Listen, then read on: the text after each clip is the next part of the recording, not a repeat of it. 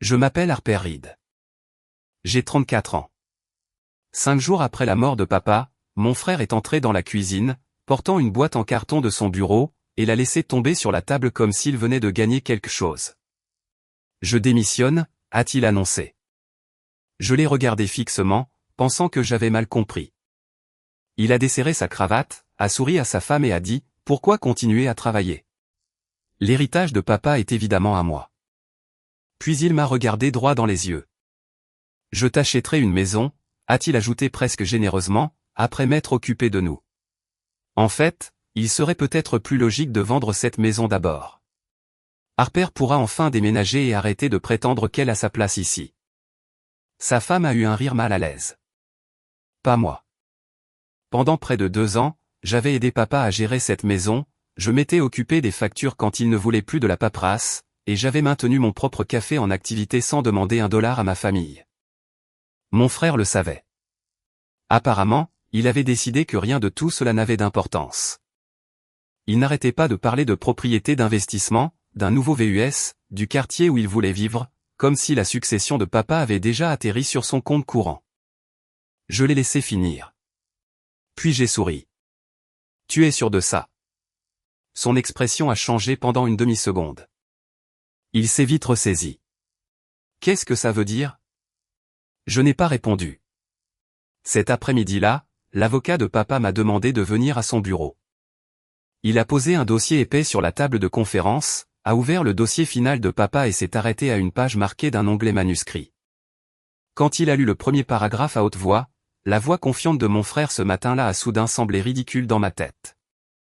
L'héritage n'allait pas se passer comme il le pensait. Et papa s'était apparemment préparé pour ce moment précis.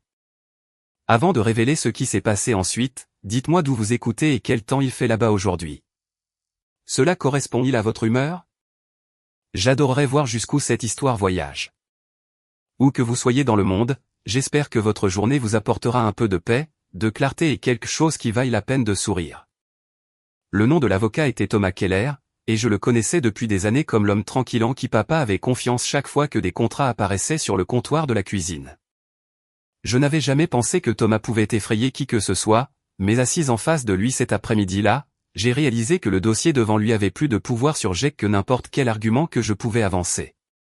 C'était la première fois que je m'autorisais à utiliser le nom de mon frère dans mes pensées sans y attacher d'excuses. Jake avait toujours été impulsif. Jake avait toujours voulu la version impressionnante de la vie avant de faire le travail ennuyeux nécessaire pour se la permettre. Jake avait toujours cru que la confiance pouvait remplacer la préparation. Pendant des années, j'avais traduit ses qualités dans un langage plus aimable parce qu'il était mon jeune frère. Papa faisait la même chose. La différence était que papa avait apparemment cessé de se fier uniquement à l'optimisme. Thomas a expliqué que presque tout ce que Jake appelait l'héritage était détenu dans la fiducie familiale révocable de papa. La maison, 2 petites propriétés commerciales, un compte de courtage et plusieurs réserves de liquidités ne passaient pas par le processus d'homologation, en attente d'être divisées en 2 parts égales. Papa avait modifié la fiducie 18 mois plus tôt. Votre père était soucieux de préserver la succession jusqu'à ce que les 2 bénéficiaires comprennent ce qu'ils recevaient, a dit Thomas. Il ne voulait pas que l'un ou l'autre d'entre vous prenne des décisions sous pression. J'ai presque ri de cet euphémisme. Jake avait quitté son emploi avant même d'avoir vu les documents. Thomas a tourné une autre page. Papa nous avait laissé à chacun une participation bénéficiaire égale dans la plupart de la succession, mais il ne nous avait donné à aucun de nous le contrôle unilatéral. Une société de fiducie indépendante superviserait les transactions importantes. J'avais un droit protégé de rester dans la maison de papa pendant 3 ans et une première option pour l'acheter à une évaluation indépendante en utilisant une partie de ma distribution éventuelle. Jake ne pouvait pas la vendre sous mon nez. Cela seul aurait détruit le fantasme qu'il avait décrit dans notre cuisine. Mais Thomas n'avait pas fini. Votre père a ajouté une clause de conduite du bénéficiaire, a-t-il dit. J'ai froncé les sourcils. Thomas l'a expliqué soigneusement. Aucun des bénéficiaires ne pouvait se présenter comme propriétaire d'un bien de la fiducie, mettre en gage des actifs de la fiducie en garantie, autoriser une vente ou soumettre des documents au nom de l'autre bénéficiaire sans l'approbation écrite du fiduciaire.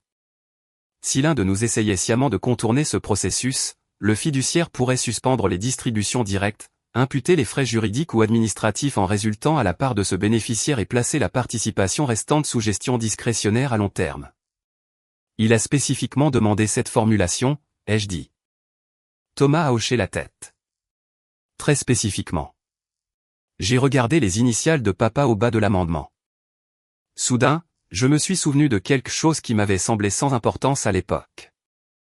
Environ un an plus tôt, papa et moi fermions son garage quand il m'a demandé si Jake parlait encore d'acheter des propriétés locatives. J'ai dit oui. Papa était devenu silencieux. Puis il a demandé, pense-t-il toujours qu'emprunter de l'argent, c'est la même chose qu'avoir de l'argent? J'ai ri. Papa non. À l'époque, je pensais que c'était juste un autre père qui s'inquiétait pour son fils. Maintenant, je me demandais ce que papa avait déjà vu. Thomas a glissé une deuxième enveloppe vers moi. Il y a aussi un mémorandum personnel. Il ne fait pas partie de l'instrument juridique, mais votre père m'a chargé de le lire seulement après que vous soyez tous les deux présents. Je n'y ai pas touché. Est-ce que Jake est au courant de tout ça? Il a reçu un avis de l'administration de la fiducie. Il n'a pas répondu. Cette phrase m'a dérangé. Jake avait passé 5 jours à parler comme si la succession lui appartenait déjà. Pourtant, un avis formel lui était apparemment parvenu. Quand a-t-il été livré, ai-je demandé.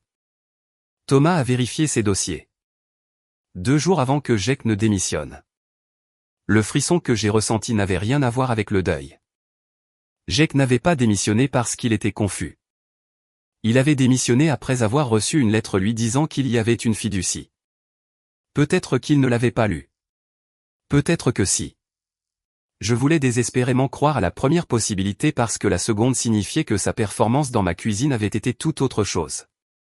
Thomas a suggéré que nous organisions une réunion conjointe pour vendredi. Avant de partir, j'ai demandé une chose, une copie de l'avis que Jake avait reçu. Thomas m'a montré la confirmation de livraison.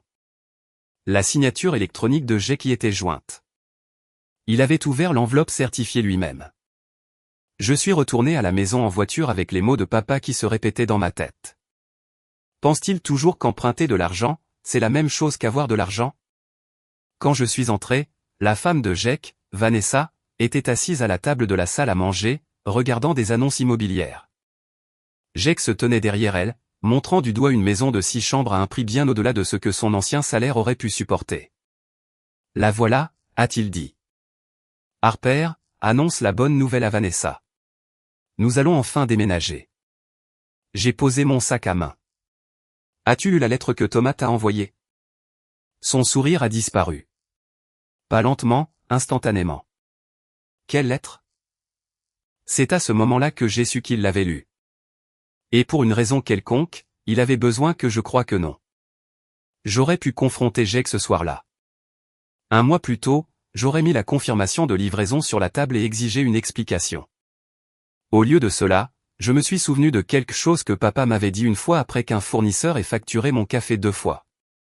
J'étais furieuse et prête à les accuser. Papa avait dit, n'interromps jamais quelqu'un pendant que la paperasse te dit la vérité. J'ai finalement compris. Peut-être que j'avais mal compris. J'ai dit à Jake, Thomas veut que nous soyons tous les deux là vendredi. Jake s'est détendu. Bien. Alors nous allons régler ces bêtises. Vanessa avait l'air confuse. Quelle bêtise? Jake a répondu le premier. Des trucs d'avocat. Papa a tout rendu plus compliqué que nécessaire. Je suis monté à l'étage sans discuter. Le lendemain matin, j'ai ouvert la boîte aux lettres partagées que papa utilisait pour les factures du ménage afin de vérifier les services publics et les avis de propriété. Près du bas se trouvait un message automatisé d'une agence immobilière. La ligne d'objet contenait l'adresse de papa. Quelqu'un avait demandé une évaluation préliminaire 2 jours plus tôt. Nom du contact, Jake Reed. Statut de propriété, bien hérité. J'ai transféré l'email à Thomas. À midi, il a appelé. Harper, est-ce que Jake t'a demandé de signer quelque chose? Non. S'il le fait, ne signe pas avant que je ne le vérifie. Une société de titres de propriété avait contacté l'administrateur de la fiducie après avoir reçu une demande de renseignement sur la maison. Jake avait apparemment dit à un agent immobilier que sa sœur et lui avaient convenu de vendre après l'administration. Je n'ai jamais été d'accord. Je sais. Ce soir-là, Jake est apparu à mon café avant la fermeture, portant un dossier. J'essaie de simplifier les choses avant vendredi. Il a poussé vers moi un document intitulé « Déclaration de préférence d'actifs du bénéficiaire ». Il disait que les deux bénéficiaires préféraient la liquidation de la propriété résidentielle et la division des produits. Il n'y avait pas de logo de fiduciaire ni d'information sur l'avocat. D'où vient ça? Un gars à qui j'ai parlé. Ce n'est pas un contrat. Ça dit juste à Thomas ce que nous voulons. Ce que nous voulons? Harper, ne commence pas. Veux-tu vraiment passer 3 ans à te cacher dans la maison de papa parce que tu as peur de passer à autre chose? Jake savait exactement où viser. Pendant une seconde, j'ai voulu lui prouver qu'il avait tort en signant. Puis j'ai vu la dernière ligne sous mon espace de signature vierge. Jake avait déjà signé la reconnaissance du co-bénéficiaire la veille.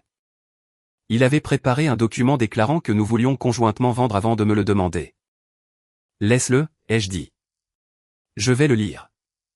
Ce sont 2 pages. Alors le lire ne devrait pas être un problème. Sa mâchoire s'est crispée. Tu fais toujours ça. Faire quoi? Faire en sorte que tout le monde prouve tout parce que tu es terrifié à l'idée de décider. Je l'ai regardé et je me suis demandé si j'avais vraiment été difficile toutes ces années ou si Jake détestait simplement les limites parce qu'elles l'obligeaient à prouver ce qu'il disait. Vendredi, ai-je dit. Nous parlerons avec Thomas vendredi. Jake a attrapé le papier et est parti, oubliant le dossier. À l'intérieur se trouvait une chaîne d'emails imprimés entre lui et un courtier en prêts hypothécaires. Jake avait demandé un financement pour la maison chère que Vanessa avait vue. Sous actif disponible pour la compte, il avait indiqué un héritage attendu de 640 000 $. Un autre email disait que la liquidation de la maison de papa était déjà convenue entre les bénéficiaires. Le courtier a demandé quand les fonds seraient disponibles. Jake a répondu dans les 30 jours. Il avait quitté son emploi, promis une nouvelle maison à Vanessa, contacté un agent immobilier pour vendre la maison où je vivais et demandé un financement en utilisant de l'argent qu'il ne contrôlait pas. Rien de tout cela n'était à moi de réparer. Vendredi matin, je suis entré dans la salle de conférence de Thomas en portant le dossier oublié. Jake est arrivé 10 minutes plus tard, l'air prêt à négocier. Thomas n'était pas seul. Une femme en tailleur bleu marine était assise à côté de lui avec un autre classeur. Jake, Harper, voici Hélène Porter de la société de fiducie. Jake s'est arrêté de marcher. Hélène a ouvert son classeur. Avant de discuter des distributions, nous devons aborder 3 déclarations faites cette semaine concernant les biens de la fiducie. Jake m'a regardé. Pour la première fois depuis la mort de papa, il ne souriait pas et le mémorandum personnel de papa était toujours non ouvert. Hélène n'a pas accusé Jake de manière dramatique. Cela a rendu la réunion pire. Elle parlait comme quelqu'un qui lit une facture. Une agence immobilière avait reçu une demande de renseignements sur la mise en vente de la maison de papa. Un courtier en prêts hypothécaires avait reçu des informations financières identifiant un héritage attendu comme des fonds disponibles. Un consultant immobilier avait été informé que Jake était autorisé à discuter d'un des bâtiments commerciaux de papa. Chaque déclaration décrivait un contrôle que Jake n'avait pas. C'était des conversations préliminaires, a-t-il dit. Hélène a croisé les mains. Cela ne les rend pas autorisés. Jake a jeté un coup d'œil à Thomas. Je suis un bénéficiaire. Vous l'êtes, a répondu Thomas. Vous n'êtes pas le fiduciaire. Donc je ne peux même pas demander ce que quelque chose vaut. Vous pouvez demander. Vous ne pouvez pas dire qu'un autre bénéficiaire a accepté une transaction alors qu'elle ne l'a pas fait. Jake m'a regardé. Leur as-tu envoyé quelque chose? Hélène a répondu. La société de titres de propriété nous a contactés indépendamment après avoir identifié la fiducie sur le registre foncier. Une diligence raisonnable ordinaire l'avait démasqué. Thomas a demandé si Jake avait apporté la déclaration de préférence d'actifs qu'il m'avait montrée. C'était juste un brouillon, a dit Jake. Qui l'a préparé? Le nom d'un consultant. Jake a hésité. J'ai posé son dossier oublié sur la table. Il a laissé ça à mon café. Jake m'a regardé fixement comme si je l'avais trahi. Pendant une seconde, j'ai presque présenté mes excuses par habitude. Puis j'ai réalisé combien de fois j'avais protégé ses sentiments des conséquences de ses propres choix. Hélène a ouvert l'amendement de la fiducie de papa. Elle a expliqué la pleine garantie. Papa n'avait pas créé une punition visant un enfant. Il avait créé une disposition qui ne s'activait que si un bénéficiaire déformait sciemment son autorité, tentait un transfert non autorisé ou soumettait une fausse approbation. Si cela était établi, les distributions directes pourraient être gelées, les frais administratifs imputés à ce bénéficiaire, et la participation restante transférée dans une sous-fiducie discrétionnaire au lieu d'être payée directement. Jake la regarda fixement. Papa a écrit ça à cause de moi. Cela s'applique également aux deux bénéficiaires, a dit Hélène. Mais Harper le savait en premier. Thomas l'a corrigé. Vous avez reçu un avis formel avant qu'elle ne vienne à mon bureau. L'argument de Jake s'est effondré. Je l'ai parcouru rapidement. Alors pourquoi as-tu fait semblant de ne pas le savoir, ai-je demandé. Parce que tu étais déjà méfiante. Ce n'est pas une réponse. Thomas a fermé l'amendement. Il y a autre chose. Il a ouvert le mémorandum scellé de papa. Papa a écrit que l'égalité ne signifiait pas prétendre que ses enfants avaient fait des choix identiques. Il a écrit que j'avais contribué des années de temps et d'argent à l'entretien de la maison sans demander à être remboursé. Il a décrit Jake comme étant intelligent, ambitieux et capable, mais comme quelqu'un qui traitait de manière répétée l'argent projeté comme de l'argent existant.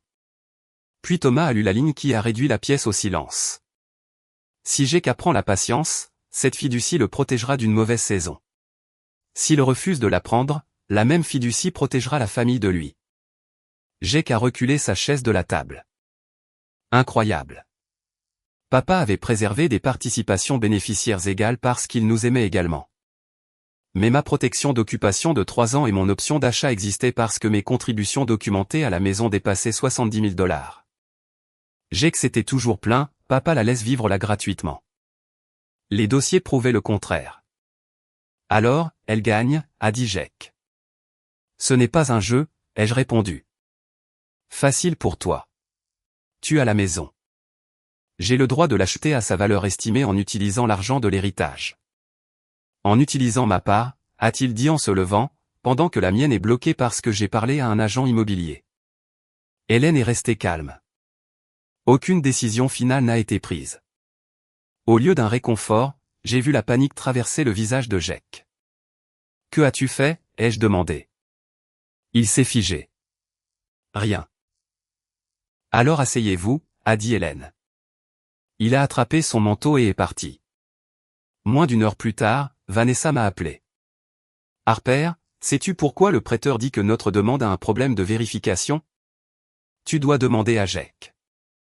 Je l'ai fait. Il ne répond pas. Puis elle a dit quelque chose à quoi je n'étais pas préparé. Il demande pourquoi votre approbation numérique ne correspond pas à l'adresse email sur les documents de la fiducie. Je suis resté immobile. Mon quoi? Vanessa a hésité. Tu n'as rien signé. Non, je n'avais rien signé. La clause de papa ne ressemblait plus à une protection contre des paroles imprudentes. Jake avait apparemment franchi une ligne beaucoup plus sérieuse. J'ai appelé Thomas avant de contacter Jake. Il m'a demandé de transférer le message exact de Vanessa et de ne pas communiquer avec le prêteur jusqu'à ce que le fiduciaire vérifie le document. Le soir, Hélène en avait obtenu une copie par les voies appropriées. Mon nom figurait sur une confirmation de consentement du bénéficiaire d'une page jointe au dossier de prêt de Jake. Il disait, je soutenais une vente anticipée de la résidence et n'attendais aucune objection à la libération de la part de Jake après la clôture. Mon nom était tapé sous une marque de signature électronique. L'adresse email jointe n'était pas la mienne. Elle venait d'être créée en utilisant mon prénom et mon nom de famille plus 2 chiffres. Thomas a posé 3 questions. Avez-vous autorisé quelqu'un à signer ceci? Non. Avez-vous autorisé Jake à communiquer votre consentement? Non. Lui avez-vous dit que vous étiez d'accord pour vendre? Non. Hélène a gelé les demandes de distribution non routinière et a informé le prêteur que la fiducie n'avait autorisé aucune telle déclaration. Elle m'a également rappelé que je n'avais pas besoin de menaces ou d'accusations. Les dossiers établiraient les faits. Jake est arrivé à mon café avant la fermeture. Tu as appelé Thomas. Vanessa m'a appelé. Elle n'aurait pas dû t'impliquer. Mon nom est sur un document que je n'ai pas signé. Il a regardé autour du café vide. Pouvons-nous ne pas faire ça ici? Nous pouvons le faire au bureau de Thomas. Ce n'était pas ce que tu penses. Alors qu'est-ce que c'était? Il s'est frotté le visage. Le courtier avait besoin de preuves que la succession n'était pas contestée. J'ai créé une confirmation par email pour que la demande avance. Ce n'était pas un acte de propriété. Ça n'a rien transféré. Tu as créé un email en te faisant passer pour moi. J'ai résumé ce que je pensais que tu finirais par accepter. Ma colère est devenue étrangement calme. Tu m'as dit que j'étais une ratée que tu pouvais mettre dehors. Puis tu as utilisé mon identité pour rendre ton prêt plus solide. J'étais sous pression. La pression ne tape pas mon nom. Je savais que tu bloquerais tout. Donc mon consentement est devenu facultatif. Il a détourné le regard. Pendant des années, Jake m'avait qualifié de rigide et d'effrayé. Maintenant, je comprenais pourquoi il détestait la prudence. Les gens prudents demandent des preuves. Est-ce que Vanessa savait? Non. Savait-elle que ta distribution n'était pas garantie? Je lui ai dit que l'administration serait rapide. Tu as dit au prêteur 30 jours. Il m'a regardé fixement. Tu as lu mes emails. Tu les as laissés à mon café, son embarras s'est transformé en colère. Tu voulais ça. Tu voulais que papa prouve que tu étais la responsable. Tu voulais que j'échoue. Autrefois, cette accusation m'aurait détruite. Si je voulais que tu échoues, pourquoi ai-je passé des années à te trouver des excuses? Il n'a rien dit. J'ai dit à papa que ta première entreprise ratée était une question de mauvais timing. Je lui ai dit que ton désordre de carte de crédit était arrivé parce que l'économie avait tourné. J'ai dit à Vanessa que ton dernier changement d'emploi était une opportunité alors que tu avais admis que tu étais sur un plan de performance. Quelle protection aurait jamais été suffisante? Ses épaules se sont affaissées. La honte est apparue, mais la honte n'est pas la responsabilité. Dis à Thomas que c'était un malentendu, a-t-il dit. Voilà. Il voulait toujours que j'absorbe la conséquence. Ce n'était pas un malentendu. S'ils prennent ça au sérieux, je pourrais tout perdre. Alors pourquoi l'as-tu fait? Parce que je pensais que l'héritage était à moi. Sa voix a rempli le café. Finalement, la vérité se tenait entre nous. À moi, pas à nous. J'ai baissé la voix. Papa est parti depuis moins de 2 semaines. Tu as essayé de vendre une maison que tu ne possèdes pas, d'emprunter sur de l'argent que tu ne contrôles pas, et de parler en mon nom sans permission. De quoi exactement suis-je censé te sauver? Il s'est assis. Je peux arranger ça. Alors arrange-le sans me demander de mentir. Le lendemain matin, Jake est arrivé au bureau de Thomas avec son propre avocat. Le fiduciaire a commencé un examen formel. Le prêteur a retiré la demande.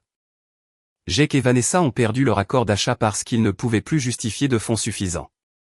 Pire encore, Jake avait déjà versé un acompte de bonne foi substantiel selon des termes que son avocat a expliqués plus tard comme étant difficiles à récupérer parce que les déclarations de financement avaient été de sa responsabilité. Je n'ai pas célébré. Je n'ai pas non plus offert de remplacer l'argent. Une autre conséquence a suivi.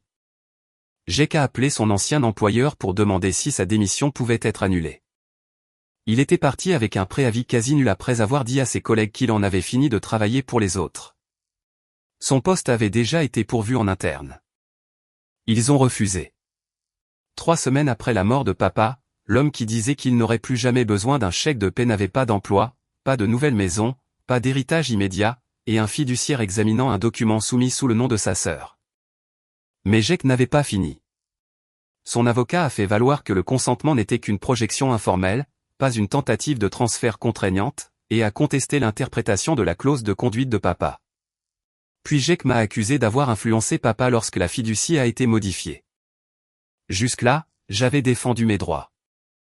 Maintenant, il attaquait les décisions de papa et insinuait que je l'avais manipulé. Thomas m'a appelé. Si Jake poursuit dans cette voie, les dossiers entourant l'amendement deviennent pertinents. Thomas a placé un petit enregistreur numérique sur son bureau. Papa avait aussi anticipé cet argument. L'avocat de Jake a demandé une conférence de règlement avant que le fiduciaire ne rende sa décision finale. Pendant 2 jours, Jake s'est comporté comme si cela signifiait qu'il avait gagné.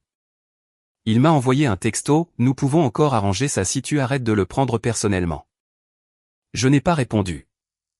La conférence a eu lieu lundi au bureau de Thomas. Hélène était présente pour la société de fiducie. Jake était assis à côté de son avocat, calme et tenant un bloc-notes jaune. Vanessa était absente. J'ai appris plus tard qu'elle avait temporairement emménagé dans l'appartement de sa sœur après avoir découvert tout ce que Jake avait caché sur le prêt. Son avocat a commencé prudemment. Il n'a pas qualifié le faux email de judicieux. Au lieu de cela, il a soutenu qu'il n'avait causé aucun transfert réel et ne devrait pas déclencher les protections les plus fortes de la fiducie. Puis est venu l'argument plus large. Parce que je vivais avec papa, que j'aidais à gérer la paperasse et que j'assistais à certains rendez-vous, j'avais un plus grand accès à lui lorsqu'il a modifié la fiducie. Chaque fait était techniquement vrai. L'implication ne l'était pas. Quand l'avocat a terminé, Thomas a demandé, Jake allait-il formellement une influence indue? Jake a chuchoté avec son avocat, puis a dit, je dis que je veux la vérité. Thomas a hoché la tête. Bien.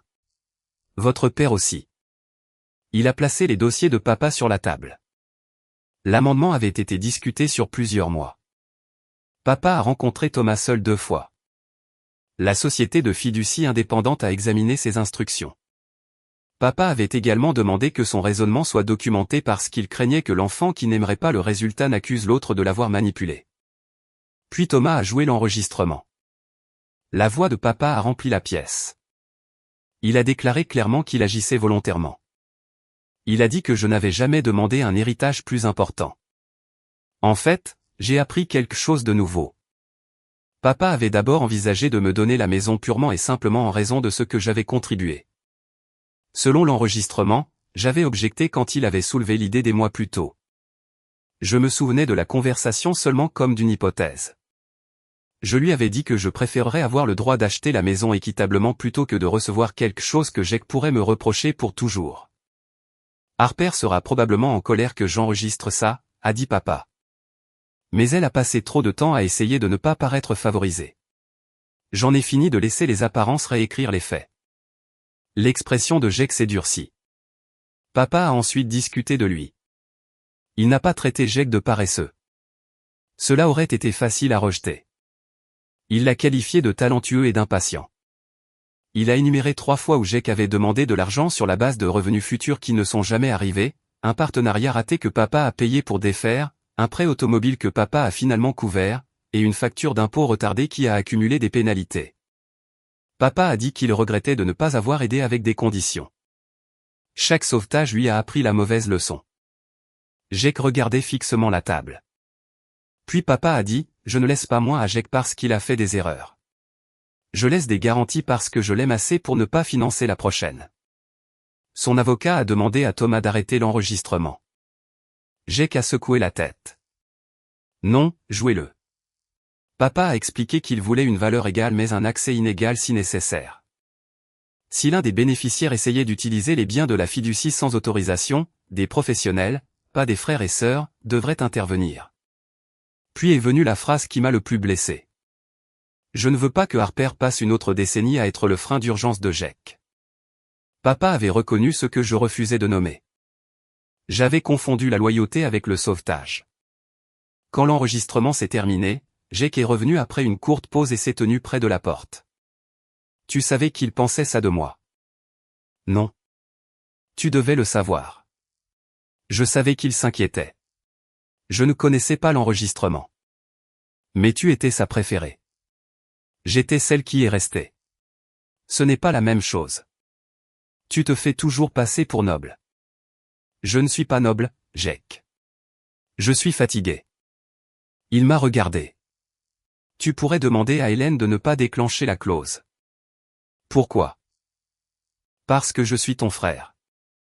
J'ai attendu. Et quand est-ce que le fait d'être mon frère exige quelque chose de toi? Il a ouvert la bouche, puis s'est arrêté. C'était la question qui comptait. La famille était-elle censée être une exemption permanente de la responsabilité? Nous sommes retournés dans la salle de conférence. Hélène a présenté la conclusion préliminaire du fiduciaire. Le faux consentement avait été sciemment soumis et utilisé pour renforcer une demande de financement. Les déclarations de vente de la propriété avaient également continué malgré un avis formel. Le fiduciaire avait donc l'intention de suspendre toute distribution forfaitaire directe à Jake et de transférer sa participation bénéficiaire dans la sous-fiducie discrétionnaire de papa. Cela n'effaçait pas son héritage. Cela faisait quelque chose que Jake détestait plus. Cela lui retirait le contrôle. Des distributions nécessaires pouvaient encore être faites selon les termes de la fiducie, mais il ne pouvait pas exiger un gros chèque, mettre la fiducie en gage en garantie, ou utiliser le paiement attendu pour des affaires spéculatives. Les frais administratifs et juridiques causés par l'examen seraient également imputés à sa part, sous réserve de la comptabilité finale. Pour combien de temps, a demandé Jake. Hélène a répondu. Le premier examen majeur a lieu après 5 ans, sur la base de la stabilité et de la conformité. La résiliation complète n'est pas automatique. 5 ans. Jake avait quitté son emploi en attendant de l'argent en quelques semaines. Maintenant, il pourrait passer des années sans pouvoir toucher librement le capital. Et Harper? Hélène a dit, ma participation est restée sous le calendrier initial parce que je n'ai pas déclenché la disposition. Ma protection d'occupation et mon option d'achat sont restées intactes. Jake a regardé fixement la table. Donc elle obtient exactement ce qu'elle voulait. Hélène a répondu avant que je ne puisse le faire. Madame Reed n'a pas rédigé la fiducie, soumis le document, contacté le prêteur, ni représenté votre consentement. Cette distinction est importante. Thomas a ensuite placé une estimation comptable devant nous. Parce que la conduite de Jake avait causé une vérification de titre, un examen externe, une correspondance avec le prêteur et des travaux juridiques supplémentaires, un montant substantiel serait probablement déduit de sa part. Combiné à la compte de la maison qu'il a perdue et aux semaines sans travail, son fantasme lui avait déjà coûté bien plus que de la fierté. « Es-tu heureuse maintenant » a demandé Jake. J'y ai réfléchi. Non, mais je suis soulagé d'avoir enfin cessé de payer pour tes choix. Il est parti. Je pensais que le combat était terminé. Le lendemain matin, Thomas a appelé. Jake avait envoyé une proposition de règlement. Il retirerait toutes les contestations et reconnaîtrait que le consentement n'était pas autorisé si je renonçais à mon option d'achat protégée afin que la maison puisse être vendue plus tard et que sa fiducie détienne des actifs plus liquides. Même après tout, il voulait que sa guérison vienne de quelque chose que papa avait protégé pour moi. Cette fois, cependant, Jake m'avait finalement donné un levier, et je connaissais ma réponse. Jake s'attendait à une négociation. Il a obtenu une limite par l'intermédiaire de Thomas. J'ai rejeté la proposition sans changer un seul terme de la fiducie de papa. Je n'ai pas demandé plus de l'héritage de Jake. Je n'ai pas exigé des excuses comme condition légale. J'ai simplement refusé de renoncer à la protection que papa avait délibérément créée pour moi. 3 jours plus tard, Jake a quand même retiré sa contestation. Son avocat lui avait apparemment expliqué à quoi ressemblerait l'enregistrement, l'historique de la rédaction, la confirmation de livraison et le consentement non autorisé s'il poussait le litige plus loin. Se battre n'aurait fait qu'augmenter les dépenses imputées à sa propre part. Pour une fois, insister ne lui offrait aucun avantage. Le fiduciaire a finalisé sa décision le mois suivant. La part bénéficiaire de Jake est restée la sienne, mais à l'intérieur de la structure discrétionnaire. Les frais professionnels supplémentaires provenaient de sa part. Il pouvait recevoir un soutien selon les règles de la fiducie, mais il n'y aurait pas de chèque d'héritage géant, pas d'empire immobilier instantané, et pas d'utilisation des actifs de papa comme preuve d'une richesse qu'il n'avait pas gagnée. La maison qu'il avait promise à Vanessa a été vendue à un autre acheteur. La plupart de la compte de Jake a été perdue en vertu de l'accord qu'il avait signé. Vanessa ne l'a pas immédiatement quitté, mais elle a refusé de revenir vivre avec lui jusqu'à ce qu'il lui montre ses vraies finances. Jake a passé près de 2 mois à chercher du travail. Son ancien employeur ne l'a jamais repris.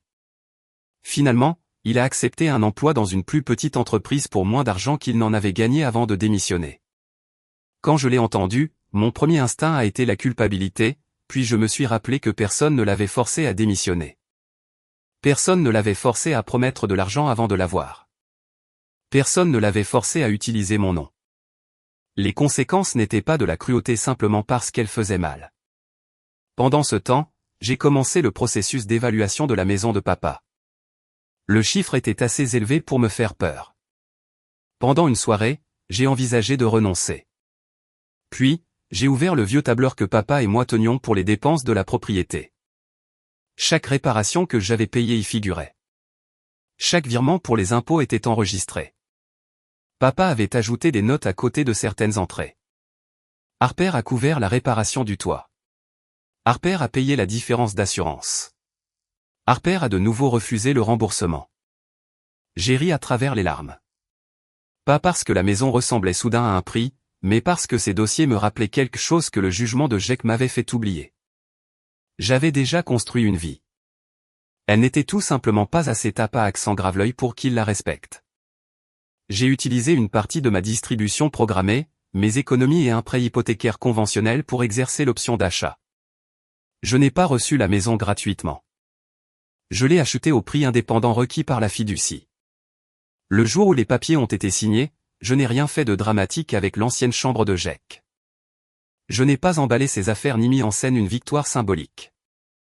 La vengeance, avais-je appris, n'exigeait pas de théâtre. Le verrou que j'ai changé était à l'intérieur de ma propre tête. J'ai arrêté de traiter ces urgences comme des instructions. Environ 6 mois après la mort de papa, Jake est venu seul à mon café. Il avait l'air différent, pas ruiné ni magiquement transformé, juste moins certain que le monde lui devait un atterrissage en douceur. Il a commandé un café et l'a payé. Cela m'a presque fait sourire.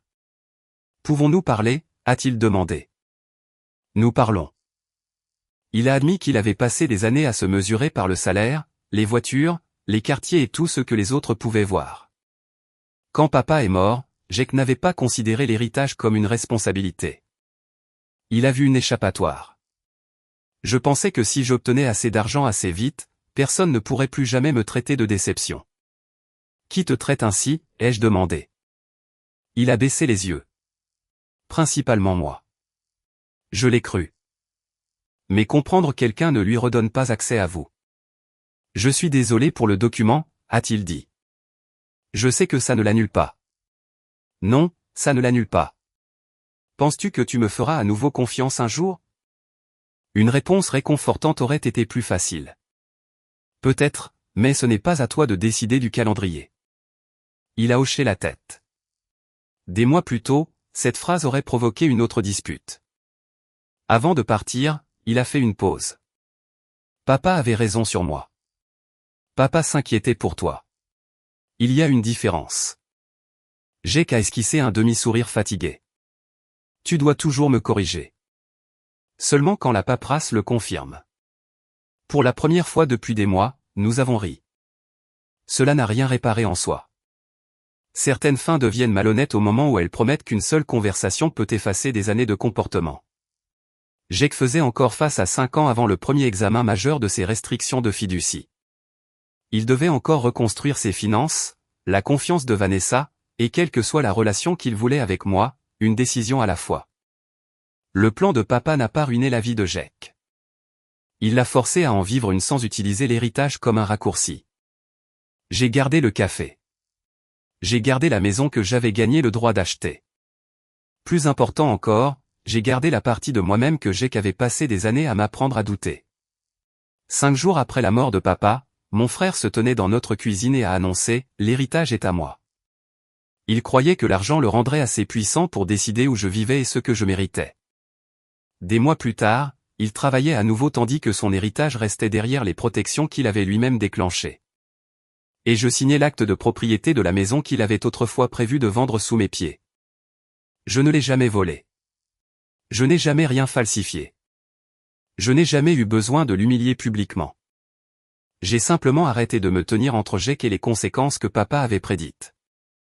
C'est peut-être ce que mon frère n'a jamais compris à propos de la vengeance. Parfois, la réponse la plus satisfaisante n'est pas de détruire la personne qui a essayé de vous mettre de côté. Parfois, c'est de s'éloigner, d'ouvrir le dossier qu'ils ont ignoré, et de laisser leur propre choix terminer la discussion. Merci d'avoir suivi cette histoire fictive. Les événements et les personnages sont créés uniquement à des fins de divertissement, de réflexion et d'éducation. Nous espérons que cela vous rappelle que lorsque quelqu'un vous fait vous sentir coupable de changer, il se peut qu'il regrette simplement la version de vous qui demandait moins. La croissance peut décevoir les gens qui profitent de vos anciennes règles. Mais cela ne signifie pas que vous devriez y retourner.